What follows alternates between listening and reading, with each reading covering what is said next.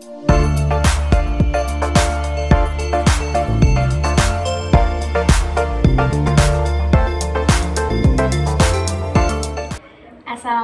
warahmatullahi wabarakatuh. Perkenalkan, nama saya Ismadila Syahdania dari kelas Sosiologi 2C dengan nomor induk mahasiswa 12180300094. Video kali ini dibuat untuk memenuhi ujian tengah semester mata kuliah Metode Penelitian Sosial. Metodologi merupakan ilmu untuk memperoleh kebenaran menggunakan penelusuran dengan cara tertentu, tergantung dari realitas yang sedang dikaji. Metodologi tersusun dari cara yang terstruktur untuk memperoleh ilmu.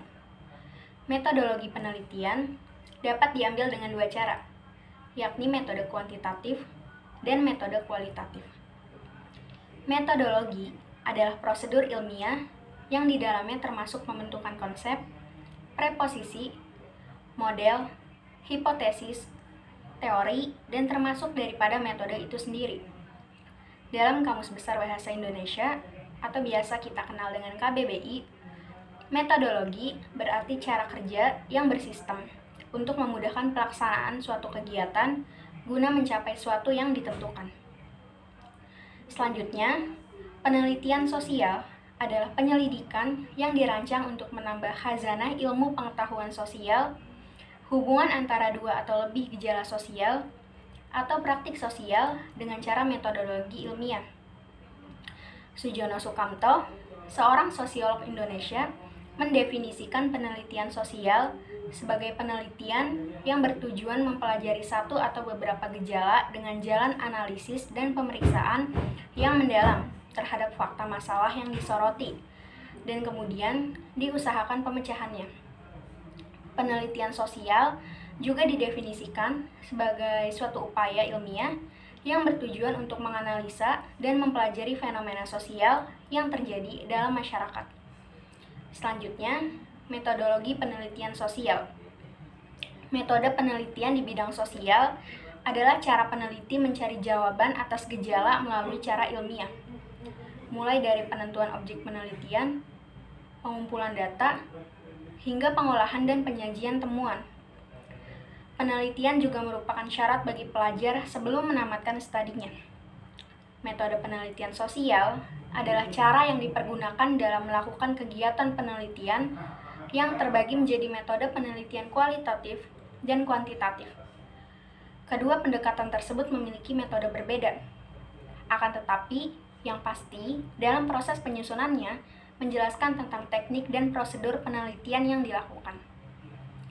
Metode riset sosial bukan hal asing lagi bagi mereka yang menempuh pendidikan tinggi dalam bidang kuliah ilmu sosial. Mahasiswa akan terbiasa melakukan penelitian sosial yang dibukukan dalam bentuk makalah, skripsi, maupun laporan. Selanjutnya, saya akan membahas mengenai karakteristik dari penelitian sosial.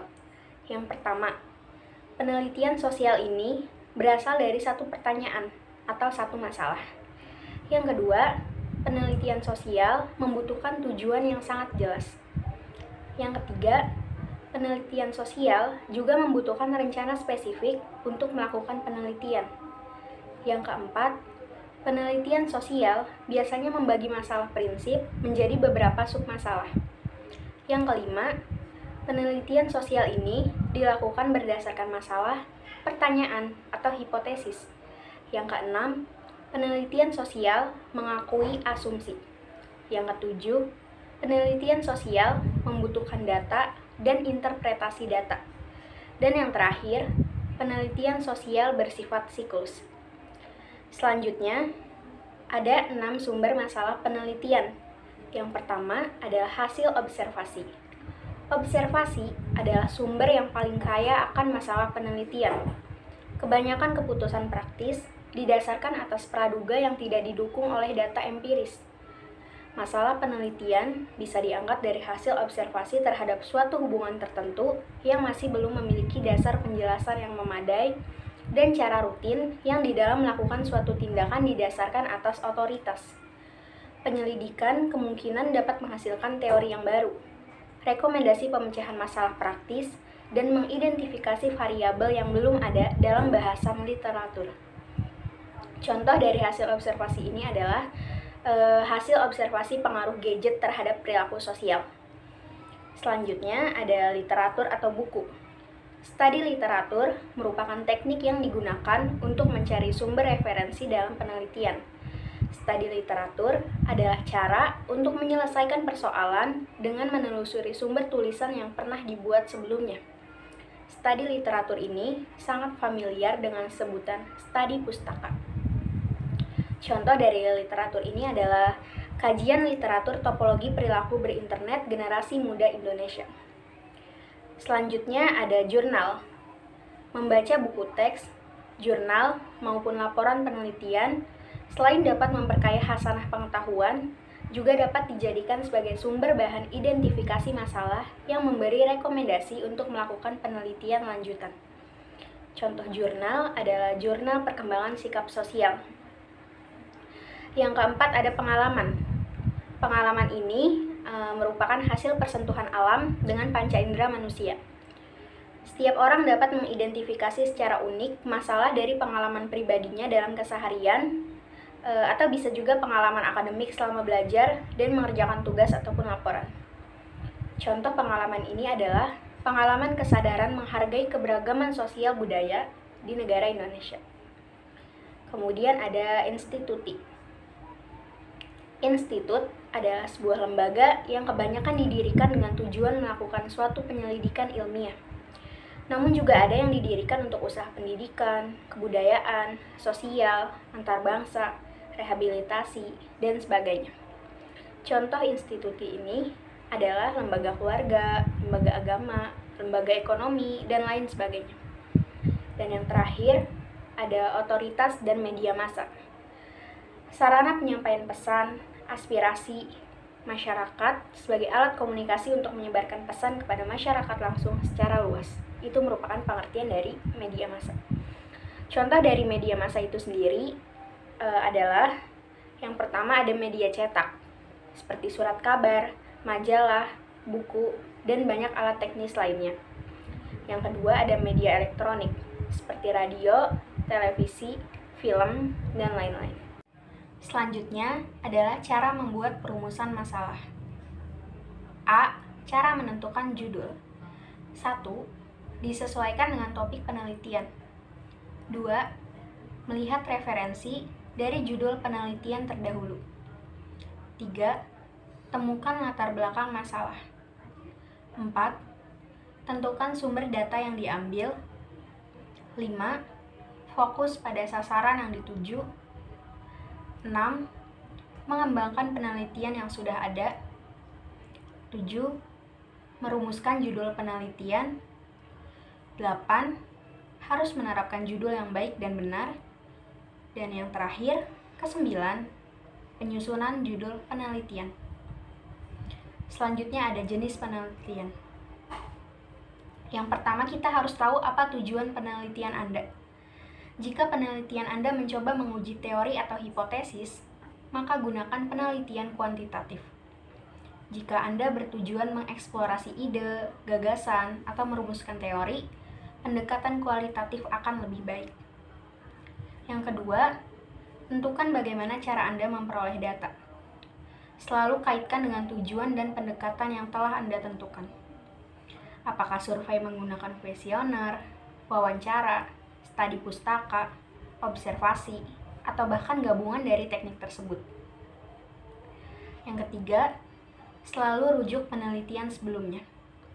Apa pertimbangan peneliti memilih suatu metode penelitian, bagaimana cara pengambilan datanya, instrumen yang digunakan, dan bagaimana cara mengolah datanya. Kemudian sesuaikan dengan kondisi penelitian Anda. Jangan lupa untuk menggunakan referensi yang valid dan kredibel dalam menyesuaikan. Selanjutnya ada rumusan masalah. Contoh yang pertama, misalnya, mereka yang tiap hari nonton drama Korea berniat meneliti tentang konstruksi identitas fandom drakor di media sosial.